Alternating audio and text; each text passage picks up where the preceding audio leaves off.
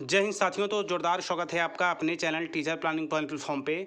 और एक बार फिर से मैं हाजिर हूँ उत्तर प्रदेश एनआईओएस डीएलएड संबंधित लेटेस्ट और बड़ी खबर के साथ। जी हाँ साथियों, बेसिकली 2 से 3 बातों को लेकर इस समय यानी वर्तमान समय में कहीं न कहीं आपके मन में बड़ा कन्फ्यूजन रहता है।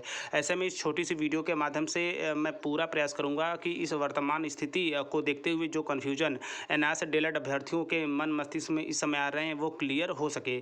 तो बेसिकली इस वीडियो के माध्यम से मैं डिस्कस करने वाला हूं कि यूपी टेट 2021 का रिजल्ट घोषित हो चुका है और आई होप आप कुशलतापूर्वक अपना रिजल्ट देख भी लिए होंगे। तो यहाँ पे सबसे बड़ा मुद्दा ये उठता है कि हमारे रिजल्ट यानी एनआईओएस डीएलएड अभ्यर्थियों के रिजल्ट पे चूँकि वे क्वालिफाई हैं, तो बेसिकली क्वालिफाई के जगह पे कोर्ट केस क्यों लिखा आ रहा है, क्या इस तर्ज पे हमें आगामी सुपर टेट में मौका मिलेगा। सबसे बड़ा बात यहाँ पे ये निकल के आ रही है। दूसरी बात ये है कि 23/420 केस का क्या हुआ, स्पेशली कल की डेट में सुनवाई थी, उसको लेकर हम बातें करेंगे। और तीसरा जो सबसे बड़ी बात ये है कि जब हम पीएनपी कार्यालय जाएंगे क्या उस समय भी हमें सर्टिफिकेट मिलेगा, या सर्टिफिकेट मिलेगा तो उसमें केस कोर्ट जो लिखा है वो लिखा रहेगा या क्लियर हो चुका होगा।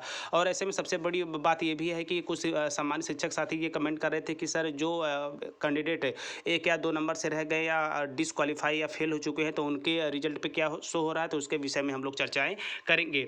तो सबसे पहले मैं 23/420 केस की बात करूंगा कि कल कोर्ट नंबर 4 में सुनवाई थी। एक जो 3 से 4 बातें साथियों मैं पूरा प्रयास करूंगा कि आपको कम शब्दों में बेहतर वे में चीज़ें समझा पाऊँ, ताकि आपके मन में किसी भी तरह का कोई भी संशय न रहे। तो यहाँ पे 23/420 की जो लड़ाई है, और इसके साथ साथ ये भी मैं कहना चाहूँगा कि जो संदीप मिश्रा सर की केस है, और चाहे 23/420 केस की बात हो, किसी भी केस में हमें अभी तक फाइनल जजमेंट नहीं मिला है। केवल राहत के तौर पे हमें यूपी टेट 2021 का आवेदन करने व एग्ज़ाम देने दिया गया था, जिसका कि सकुशल रिजल्ट भी आउट हो चुका है। लेकिन वहाँ पे जो कोर्ट केस लिखा हुआ है वो कन्फ्यूजन का विषय बना हुआ है। ऐसे में 23/421 की सुनवाई के संबंध में व साथ साथ शिक्षक मंच टीम की तरफ से केस जो लिखा हुआ है यानी कोर्ट केस जो लिखा हुआ है उसके हटाए जाने के संबंध में क्या रणनीति बनाई जा रही है, उसके विषय में हम लोग चर्चाएं करेंगे। तो बेसिकली मैं यहाँ बात करूँगा 23/420 की। तो कल उसकी जो सुनवाई थी, उस सुनवाई के दौरान क्या चीज़ें हुई हैं उसको भी हम लोग समझ लेते हैं कि स्पेशली शिक्षक मंच टीम की तरफ से क्या चीज़ें निकल के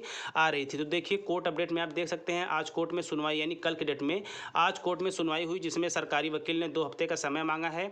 हम 2 हफ्ते में बताएंगे कि आपके रिजल्ट में कोर्ट केस क्यों लिखा है। अप्रैल लास्ट या मई शुरुआत में फाइनल ऑर्डर आने की संभावना है। तो बेसिकली 23/420 के संबंध में ये भी पूरा प्रयास किया जा रहा है कि हम लोग के रिजल्ट में जो कोर्ट केस लिखा हुआ है उसे रिमूव कर वहाँ पे क्वालिफाई लिखा होना चाहिए। ऐसे में उसके लिए भी प्रयास जारी है। और 23/420 का फाइनल जजमेंट, जैसा कि शिक्षक मंच टीम की तरफ से ये भी कहा जा रहा है कि उसका फाइनल जजमेंट अप्रैल लास्ट या मई में आने की पूरी संभावना है, जिसके बाद से आगे चलकर हमें किसी भी तरह की कोई समस्या नहीं होने वाली है। और इसके साथ साथ सुपर टेट को लेकर मैं एक चीज़ आप लोग के साथ साझा करना चाहूँगा कि आप लोग तैयारी प्रारंभ कर दें, क्योंकि जब हमें उत्तर प्रदेश शिक्षक पात्रता परीक्षा में भले ही अंतरिम राहत अनुसार बैठने दिया गया था, तो जाहिर सी बात है हमें आगामी सुपर टेट में भी बैठने का मौका मिलेगा। तो अपनी तैयारियों को जारी रखें। रह गई बात 23/420 केस की, और उसके साथ साथ जो संदीप सर की केस है उसमें भी फाइनल जजमेंट आना बाकी है। तो जल्दी आई होप ईश्वर करे उसका भी फाइनल जजमेंट आ जाए। और मैं बात करूंगा 23/420 की, तो शिक्षक मंच टीम लगातार प्रयासरत है और लगातार प्रयास कर रही है कि इस लगभग अगले मंथ के लास्ट वीक या मई फर्स्ट वीक में फाइनल जजमेंट आ जाए, ताकि आगामी शिक्षक भर्तियों को लेकर एनआईओएस डीएलएड अभ्यर्थियों को किसी भी तरह की कोई भी समस्याओं का सामना न करना पड़े। तो बेसिकली साथियों ये रहा इस छोटी सी वीडियो के माध्यम से 23/420 के संबंध में, सुनवाई के संबंध में, साथ साथ कोर्ट केस किस तरह समाधान हो उसके संबंध में, इसके साथ साथ इसके फाइनल जजमेंट के संबंध में। आई थिंक अब आपके जेहन में किसी तरह की कोई कन्फ्यूजन नहीं होगा।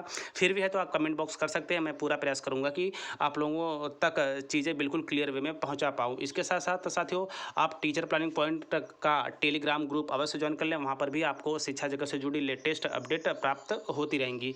तो और भी आई थिंक मैंने पूरा प्रयास किया कि कम शब्दों में आपको सही चीज़ें समझा पाऊँ, बता पाऊँ। आगे चल के एनआईओएस डीएलएड को लेकर किसी भी तरह की कोई भी अपडेट आती है तो मैं लगातार टीचर प्लानिंग पॉइंट चैनल के माध्यम से आप लोगों के साथ बना रहूँगा, क्योंकि हमारा एक ही उद्देश्य है, एनआईओएस डीएलएड को पूरी तरह शिक्षक भर्ती में मान्य करना चाहिए। तो मिलते हैं नेक्स्ट वीडियो में नेक्स्ट इन्फॉर्मेशन के साथ, तब तक स्वास्थ्य व्यस्त और मस्त रहिए। जय हिंद, वंदे मातरम।